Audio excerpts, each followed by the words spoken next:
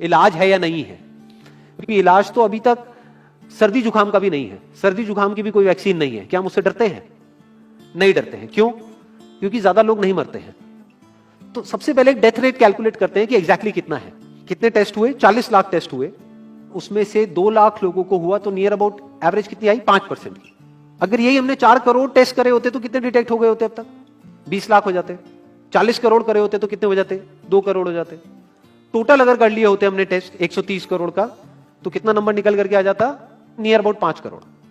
इसका मतलब 5 करोड़ लोगों को या तो आज की डेट में है या हो चुका है।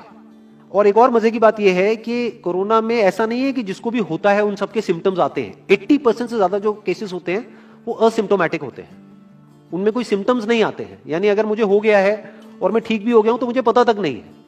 वो तब मुझे पता लगेगा अगर मैं अपने एक टेस्ट कराऊंगा जिसको एंटीबॉडी टेस्ट बोलते हैं, और मेरी बॉडी में एंटीबॉडीज मिलेगी, तब मैं कह सकता हूं कि हाँ मेरे को था और वो ठीक हो गया है। तो अभी अगर हम बेसिक सी कैलकुलेशन करें तो 5 करोड़ निकल करके आ रहा है नंबर। उसमें से डेथ कितनी हुई है? 5800। तो 5 करोड़ में से 5800 डेथ हुई है। पहले तो इसको कैलकुलेशन को हमको ठीक करना है।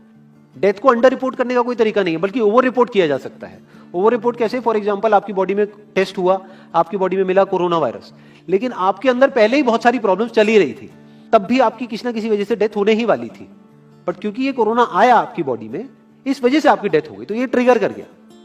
तो ये जो 5800 का नंबर है, ये इससे कम तो हो सकता है, इससे ज्यादा होने के चांसेस बहुत कम है। बट एक बार को हम मान लेते हैं कि इतना ही है नंबर, ना कम है ना ज्यादा है, तो कितनी परसेंटेज निकल करके आई? 5 करोड़ में से अगर 5800 डेथ्स हुई हैं तो क्या परसेंटेज निकल करके आई? Near about 0.01%। ये उससे बहुत कम है जितनी डेथ्स हमारे यहां पे होती हैं रोड एक्सीडेंट की वजह से। हर साल की अगर हम एक कैलकुलेशन देखें तो 1.5 लाख से ज्यादा डेथ हो जाती है इंडिया में रोड एक्सीडेंट्स की वजह से। हर 4 मिनट में एक डेथ होती है रोड एक्सीडेंट की वजह से। और अगर अभी आप देखोगे सड़कों पे एक बहुत ही फनी चीज नजर आ रही है। 2 व्हीलर पे जा रहे हैं, मास्क सबने लगाए हुए हैं, कभी भी नोट करना इस चीज को। हेलमेट नहीं पहने हुए, हेलमेट बहुत कम लोगों ने पहने हुए हैं। इससे हमको क्या समझ आ रहा है? क्या ये समझदारी है, बेवकूफी है?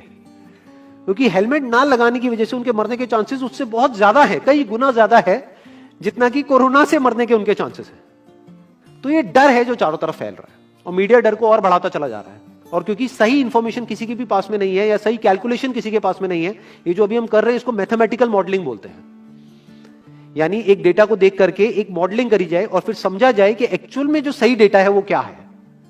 ये नहीं कि लिमिटेड डेटा के बेस पे हम कोई भी कंक्लूजन ड्रॉ कर लें और उसके बेस पे डरते रहें। तो अगर इसका डेथ रेट 0.01% है तो हम सब इतना डर क्यों रहे हैं? क्या कुछ और है जिससे हमको डरना चाहिए, जिससे हम नहीं डर रहे हैं, जिसके बारे में कोई बात नहीं कर रहा है, जो इससे लाख गुना ज्यादा भयानक है? मतलब कोरोना से लाख गुना ज्यादा खतरनाक कुछ है जिससे हम नहीं डर रहे हैं और इससे हम डर रहे हैं। वो क्या है जिससे हमको डरना चाहिए? अनएम्प्लॉयमेंट। अभी पीछे कुछ आर्टिकल्स आए थे न्यूज़पेपर में जहां पे एक फिगर आई थी निकल करके, I am not too sure ये फिगर कितनी सही है कितनी नहीं है, जहां पे आया था कि 13 करोड़ लोग अनएम्प्लॉयड हो गए। इस फिगर से हमको डरना चाहिए। 13 करोड़ लोग अनएम्प्लॉयड होने का मतलब हम समझते हैं कि इसका मतलब क्या है? इसका मतलब ये, अगर इकोनॉमी पॉइंट ऑफ व्यू से देखोगे, कि ये जो 13 करोड़ लोग हैं ये अपने जो खर्चे हैं वो अब बहुत ही लिमिट में कर देंगे। जिस बंदे की नौकरी चली गई है, क्या वो जाकर के मार्केट में नए कपड़े खरीदेगा? क्या अपने बच्चों के लिए खिलौने खरीदेगा? ट्रैवल एंड टूरिज्म तो भूल ही जाओ। ऐसी और हजारों इंडस्ट्रीज हैं जिनकी धज्जियां उड़ जाएंगी क्योंकि डिमांड कम हो जाएगी ओवरऑल इकोनॉमी के लेवल पे। जब डिमांड कम होगी तो क्या करना पड़ेगा इन ब्रांड्स को, इन कंपनीज को क्या करना पड़ेगा, इन मैन्युफैक्चरर्स को क्या करना पड़ेगा? अपनी सप्लाई को कम करना पड़ेगा। जितनी उन्होंने सप्लाई कम करी, अनएम्प्लॉयमेंट और बढ़ गया। कि आज जो नंबर 13 करोड़ है वो बढ़ करके कितना हो गया? 20 करोड़। यानी पूरा का पूरा लूप बन जाएगा। इस लूप को बोलते हैं रिसेशन, जो ग्लोबली ऑलरेडी रिसेशन आ चुका है। और अगर यही रिसेशन और डीप होता चला जाए तो उसको बोलते हैं डिप्रेशन, जहां से एक इकोनॉमी को बाहर आने में 5 से 10 साल लगते हैं। तो इकोनॉमी का पहले ही बुरा हाल था, प्लस इस कोरोना की वजह से और बुरा हाल हो गया है, प्लस जो रहा सहा हमारा जो अपना डर है वो सिचुएशन को और खराब करता चला जा रहा है। और इस डर को हर कोई बढ़ा रहा है, कोई भी कम करने का काम नहीं कर रहा है। एक्चुअल में अगर आप मेरे स्टैंड पॉइंट से देखोगे तो डरने की कोई जरूरत ही नहीं है, क्योंकि जो डेथ रेट है वो बहुत ही कम है। तो हम डर क्यों रहे हैं? सोचो।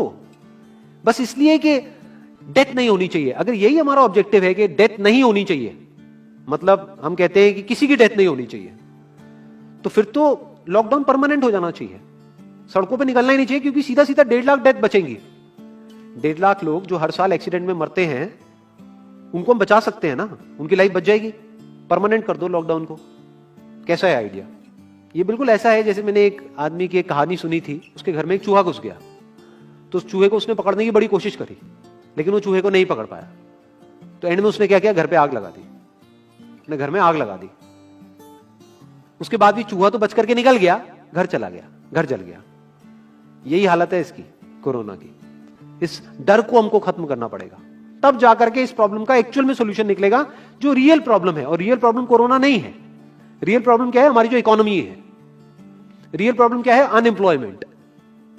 तो इस वीडियो के थ्रू मैं अपनी एक हम्बल रिकमेंडेशन देना चाहूंगा गवर्नमेंट ऑफ इंडिया को, या जो भी लोग एक पर्टिकुलर पोजीशन पे हैं।